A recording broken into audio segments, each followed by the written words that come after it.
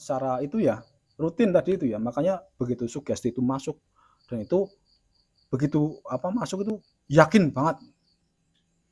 Nah, itu sugesti itu masuk ke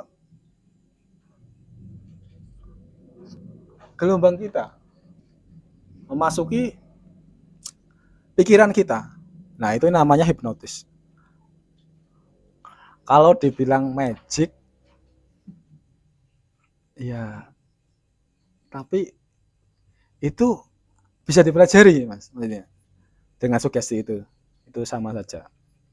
Tapi mungkin dari cabang yang lain mungkin ada yang magic itu ya tadi. Nah, terus yang pertanyaan dari ODGJ ya. Itu kan penyakit skizo ya, skizofrenia ya. Itu karena kalau nggak salah itu otaknya itu lebih dominan beta.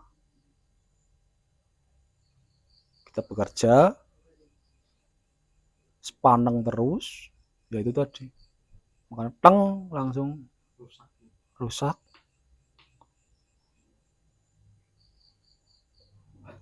Akhirnya skizo itu tadi. Nah, kenapa tidak sakit? Apa ya? Ya bingung ya. Jarang meriang.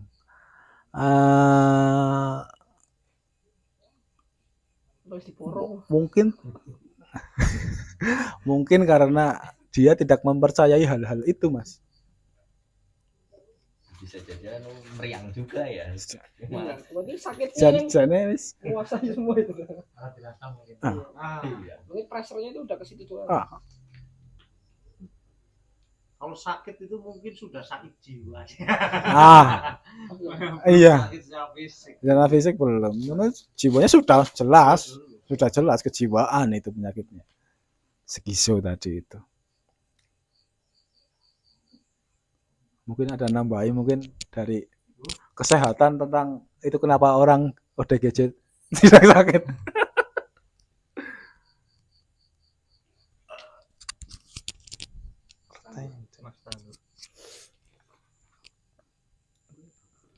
Ya, kalau orang ODGJ mungkin ya karena nggak punya atau nggak kepikiran apapun. Iya, itu juga salah satu dari another level of healing mungkin. Itu kalau self healing itu kan mungkin yang dijelaskan sama Pak Aziz itu bisa murah, bisa liburan dan lain-lain kita bisa lakukan lah. Tapi karena satu tuh yang saya pun juga belum bisa, itu nggak kepikiran apapun itu toh. Paling itu toh sih. Monggo. Tidak kepikiran apapun ya, sehingga Ya jadi apapun orang percaya ya karena tidak mempercayai itu sumber penyakit ya. Iya. Iya. Opini lagi. Mungkin nanggepi Mas Baing juga masakan main dulu. Coba mungkin masih dibahas lagi nggak ODGJ?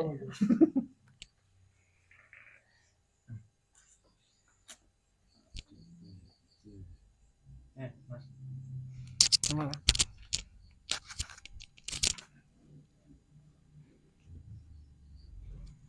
Ya. Tadi sedikit membahas tentang hipnotis ya Mas ya. Jadi kalau hipnotis itu bagaimana cara kita mempengaruhi orang lain, yaitu dengan cara tadi mensugesti kan ya. Bahkan anak kecil pun dia bisa menghipnotis ibunya ketika meminta uang itu dengan cara menangis dan akhirnya ibunya mengikuti apa yang diinginkan oleh si anaknya minta uang itu. Jadi intinya hipnotis itu bagaimana cara kita mempengaruhi dengan cara apapun itu ya. Kita juga bisa ya sebenarnya hal yang sepele ya. Saya dulu pernah ikut seminarnya itu dokter sama. Oh iya, kelalen. Bang Magelang. Udah eh dokter siapa lah. Itu yang banyak-banyak pada belajar di sunat hipnoterapi kan sekarang lagi banyak berkembang gitu. Bagaimana intinya cara mempengaruhi dengan banyak cara, dengan membuat orang senang. Kan banyak. Tapi pertama juga kita harus eh memberikan yaitu aura ya apa ya Mas. Jadi bagaimana cara bina hubungan saling percaya antara saya yang harus dipercayai oleh seseorang yang akan dihipnotis gitu. Kalau kalau seseorang yang dihipnotis tidak percaya, otomatis tidak akan terjadi ya, akan menolak, akan ngeyel gitu. Dan tidak akan bisa dipengaruhi intinya gitu. Tapi kalau si penghipnotis mengupayakan agar seseorang itu bisa dihipnotis, itu bisa mengupayakan dengan cara tadi sugesti, memberi perasaan-perasaan yang tidak enak, penekanan-penekanan, akhirnya terbujuklah, akhirnya terjadilah hal tersebut. Tergantung itu hipnotis untuk hal kebaikan atau hal yang buruk gitu. Kebanyakan hal yang buruk. Ya. Ya sedikit yang malah ya. Yaitu kita ditekan-tekan ini itu akhirnya kita nurut. Nah, ini sebenarnya itu hipnotis gitu. Apalagi pegawai-pegawai itu dengan kamu nggak nurut kamu keluar loh, ya mengancam loh itu. Dengan gaji yang segitu kita tetap bertahan karena diberikan sugesti bahwa kalau kamu keluar itu opini kita akhirnya ikut serta karena ada pancingan seperti itu, akhirnya opini kita tumbuh dan berpikir 2 kali untuk bebas. Ya, cobalah bebaskan diri lah gitu. Seperti ya kemarin saya di konten juga ada yang istilahnya paresia itu dari filsuf yang namanya Foucault, itu saya belajar itu untuk kita dalam keadaan yang lagi tertekan dan atau apapun itu, coba bebaskanlah diri kita dengan paresia, yaitu mengungkapkan apa adanya gitu, berani berterus terang, berani berkata benar gitu, intinya gitu.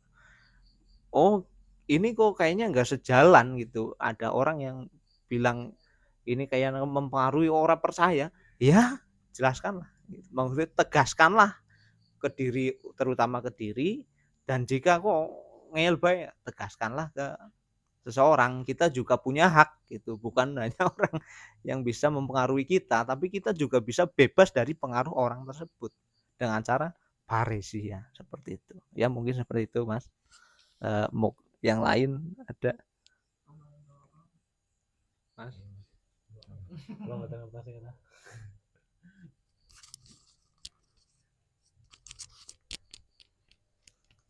Mungkin karena kekurang tahuan kita Pak ya, jadi kita mau tanya pun bingung sebenarnya. Karena ini tuh hal baru pertama kali saya membahas sebenarnya. Berarti kalau yang hipnotis Uya Kuya tuh yang menyuruh orang bicara itu sebenarnya bohong ya?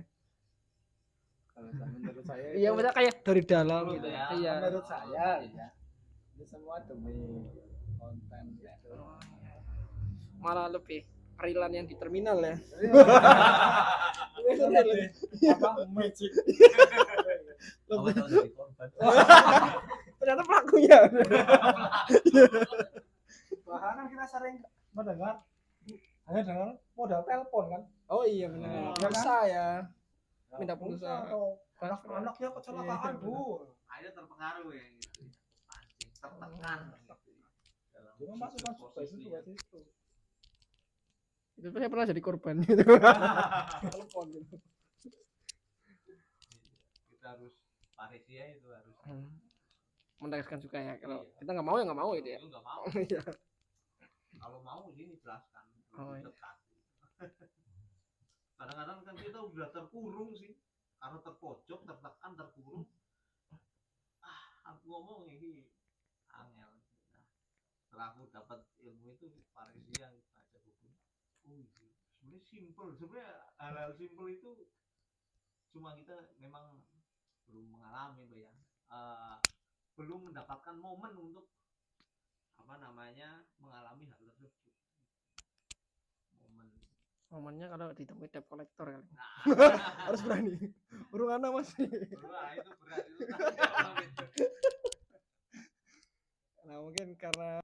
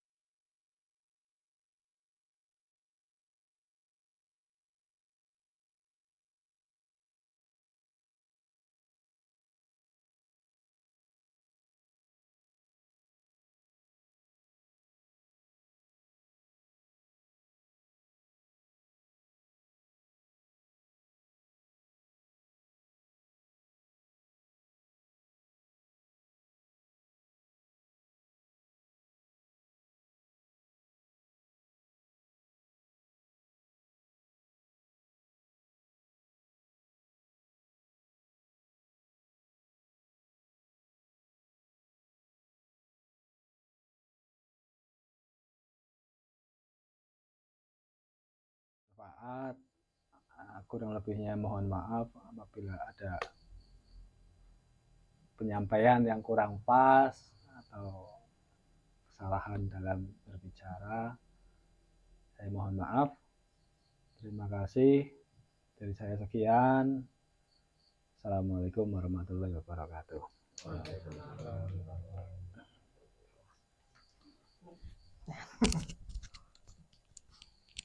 Baik, terima kasih Pak Aziz ya. Mungkin sedikit menyimpulkan ya dari awal ya, yang saya ingat dan simak ya. Mungkin sebenarnya kita tuh bisa mencegah terjadinya penyakit ya, dan mungkin bisa menjaga kesehatan. Terutama tuh faktor dari adanya penyakit itu karena pikiran dan perasaan kita ya. Jadi semakin banyak pikiran dan perasaan negatif, kemungkinan terjadinya penyakit itu banyak ya, Mas ya.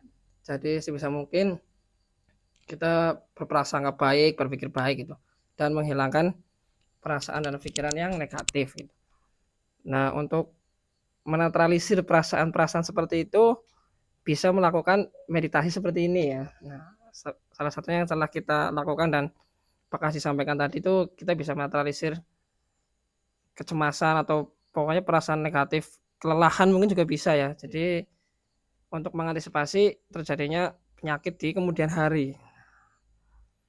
Mungkin ini masih bisa dikembangkan juga ya. Kayak tapi ke guru ya tetap ya. Iya, harus ada guru. Ya mungkin untuk simpelnya itu seperti itu, bisa meditasi mandiri di rumah. Ya mungkin untuk hari ini ya karena sudah dini hari. Terima kasih atas kehadiran semuanya. Semoga di kesempatan berikutnya bisa berkumpul kembali ya dengan ya next episode ya. Semoga masih ada episode selanjutnya. Mungkin itu saja. Apabila ada kesalahan, saya pribadi mohon maaf. Terima kasih. Wassalamualaikum warahmatullahi wabarakatuh. Kemutan ya. Uh, saya mau bahas tentang stoa tadi ya yang disampaikan Mas Aziz ya. Itu apa? Stoik ya, stoikisme itu bagus banget ya. Aku menganjurkan mas-mas semua ini untuk mempelajari lebih dalam lagi tentang stoikisme. Belum lama ini sih aku nggak sengaja ngelihat pembahasan stoik nang YouTube itu di channelnya si siapa ya, Ferry Irwandi apa ya, itu pernah muncul di podcast Deddy Kobuser. Nah, aku ngerti stoa itu udah lama sih membaca buku yang itu loh, yang itu loh apa sing buku seni bersikap masa bodoh, ngerti orang? Tahu nggak? Itu salah buku ya, itu buku bestseller motivasi paling laris di dunia nomor 1 saat ini ya, dan apa cukup kontroversial sebenarnya isinya. Apa ya, mungkin perlu ini ya, biar mudeng banget nek maca buku itu. Jadi ketika di awal-awal buku itu dia tuh nyampe kena, kamu itu hidup aja jadi wong bener terus loh. Kamu itu sekali-kali bejut kayak, sekali-kali nakal kayak itu nggak apa-apa. Soalnya hidup itu cuma sekali kayak gitu kan. Dia ngomong kayak gitu.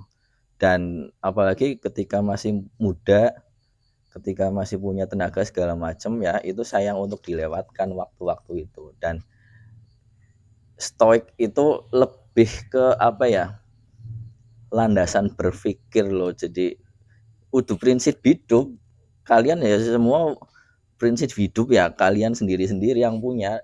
Itu bukan tentang agama, bukan tentang enggak ngelawan, bukan bertentangan sama agama, bukan semua agama bisa. Dan itu lebih ke landasan berpikir loh. Jadi beda ya prinsip sama landasan. Jadi ya itu apa, ketika apa jenenge kamu jangan terlalu wah apa ya aku kudu kayak gini oh masa kalah karo tanggane oh masa kalah karo kancaku wis kayak gini. Nah itu yang akhirnya jadi beban kan kayak gitu ya mas. Jadi ya lupakan itu semua kamu ya kamu jangan bandingkan sama yang lain gitu loh dan jangan urip gua aja lempeng terus aja jadi apik terus karena manusia kan pada harfiahnya punya nafsu ya dan kita bukan malaikat loh lempeng terus manusia lah kita punya nafsu kita punya emosional dan apa wajar kalau kita mengkok anak nakalis titik lah kayak gitu loh dan untuk memahami stoik itu uh, kayak gitu loh perlu ini juga loh apa mikir di luar inilah sing normal kayak gitu aja terus misal kayak gini biar lebih masuk lagi ya biar lebih mudeng lagi misal Mas Andar mau beli motor nih misal tuku motor apalah sing gede lah misal CBR gitu ya terus aku ngomongi aja tuku kayak gue kok ngebut rubuh malah kayak ya ini misal ya amit-amit ya jangan ngasih lah ya jadi apa ya terus nang opik domongi maning aja siki nang kana barana kecelakaan nganggo motor CBR aja tuku gue engko ndeleng TV apa ndeleng berita oh kecelakaan lalu lintas tertinggi itu motor nah kan stres dia orang tuku motor wis stres disit padahal dia punya duit mampu beli CBR tapi karena banyak input negatif itu ya stres disit nah itu analoginya kayak gitu apa yang terjadi di kita sehari-hari itu kayak gitu nah jadi terus apakah Mas Andar lawis lah orang sih tuku motor mumet ya padahal dia punya duit kayak gitu loh dia punya kemampuan ya jadi apa ya sehingga kan kecelakaan sing jenenge kecelakaan ya kita kan nggak tahu ya mungkin Gusti Allah tok sing ngerti ya kapan kita meninggal kapan kita itu tapi ketika apa kita apa ya yang tadi disampaikan Mas Ajis kita tuh apa yang tadi disampaikan Mas Ajis pas pilpres ya jadi itu sama aja pas kita nganu motor ya kita tuku ora sida tuku motor wedi mau kecelakaan segala kecelakaan ya memang kita nggak bisa memprediksi kapan kita celaka ya cuma setidaknya kita bisa meminimalisir kemungkinan kecelakaan ya misal motornya sering diservis sering dikumbah terus nganggo helm ya terus duwe SIM segala macam itu apa awali dengan itu dulu loh kita aja mikir wah apa kecelakaan lalu lintas kayak gini nah itu yang apa jadi stres disit kayak gitu loh urung tuku motor stres disit nah apa jenenge kita tuh berbuat yang kita mampu dulu loh ngapain ya urusan eksternal sing di luar jangkauan kita itu jangan inilah kayak tadi Mas Haji jawab pilpres ya mungkin di luar sana ana sing apa curang lah apa ya jangan diambil pusing kayak gitu loh itu ya itu bagus banget tentang stoik ya itu recommended buat kalian itu dipelajari lebih dalam lagi ya dan itu lebih ke landasan berpikir ya bukan prinsip ya itu jadi nggak melanggar agama nggak ngelambar apa-apa ya jadi stoik itu sangat inilah apa ya Jadi ya kasarannya apa ya, ya persetan lah dengan omongan orang lain, dengan itu kita berusaha aja yang ada di depan kita kayak gitu loh. Ya kayak sing tadi Mas Opik sempat singgung juga ya, apa istilahnya yang nah itu kan nyambung juga kayak gitu loh. Jadi ada lingkaran di dalam jangkauan kita, ada lingkaran di luar jangkauan kita.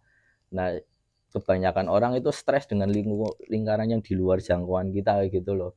Akhirnya kepikiran, akhirnya baper, akhirnya stres.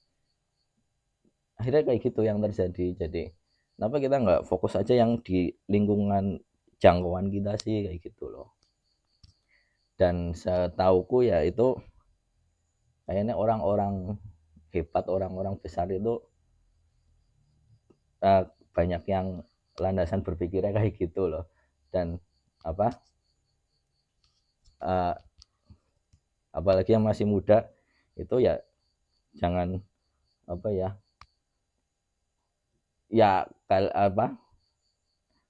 mandan bejut setitik gue boleh lah kayak gitu, yang seperti yang dikatakan tuh. Soalnya ketika kalian telat bejut, wis tua wis duwe anak, nembe bejut kayak lebih bahaya kayak gitu loh. Waduh. sorry. Jadi itu kata si Mark Manson itu ya, itu mind blowing banget. Jadi apa ya, jangan ini banget lah, ayolah nanti dengan begitu, dengan sendirinya nanti insting kita terasa, dengan sendirinya nanti apa ya, wong urung apa-apa wis dicengkrem disit loh, kayak tadi Mas Andar pengen itu. Jadi itu nggak bebas. Dan eman-eman ketika masih muda kok udah dicengkram kayak gitu loh. Nah, membebaskan cengkraman itu ya dengan stoik itu, intinya kayak gitu. Terus satu lagi ya tadi yang mengenai gelombang alfa delta sama itu ya, itu juga sangat-sangat bagus ya. Aku juga merekomendasikan kalian untuk belajar itu lagi ya. Jadi kalau nggak salah sih alfa itu bikin kita lebih kreatif gitu-gitu ya Mas ya, dapat banyak inspirasi kayak gitu kan ya. Jadi termasuk kita ngopi ngobrol-ngobrol kayak gini kan sebenarnya kayaknya alfa juga ya kayak gini, kita relax ngopi karo udut kayak gitu kan. Jadi yang kayak dikatakan tadi Mas Ajis ya, ada media di situ, ada media ya, dengan musik, dengan kopi, dengan apa jenenge, bahkan kalau kita ke toilet ya, kita buang hajat ya itu kan sering kita cering kayak gitu ya, pikirannya kayak plong, itu alfa bukan kayaknya ya. Iya kan, kita relax sejenak, orang kemutan apa-apa plong, itu gelombang alfa. Makanya iya, banyak apa di apa jenenge, di banyak tempat itu kayak sering nyetel musik kayak gitu. Itu untuk memperlancar kita ke gelombang alfa, jadi kreatif dan apa ya, lebih mudah memecahkan masalah gitu nggak sih, karena apa ya, dan gelombang alfa ya itu mungkin bisa dirangsang nek aku ya kayak ngopi karo dengerin musik lah kayak gitu, itu apa kita dapat banyak inspirasi itu dari situ ya. Dan itu kayak Albert Einstein gitu-gitu tuh banyak lah, Edison itu banyak yang mempercayai itu, dan itu memang benar gitu. Dan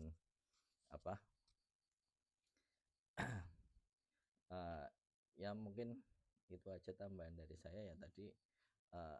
Bagus itu tentang terutama tentang stoa ya, jajal dipelajarin lagi buat mas-mas semua ya. Ya itu aja, terima kasih.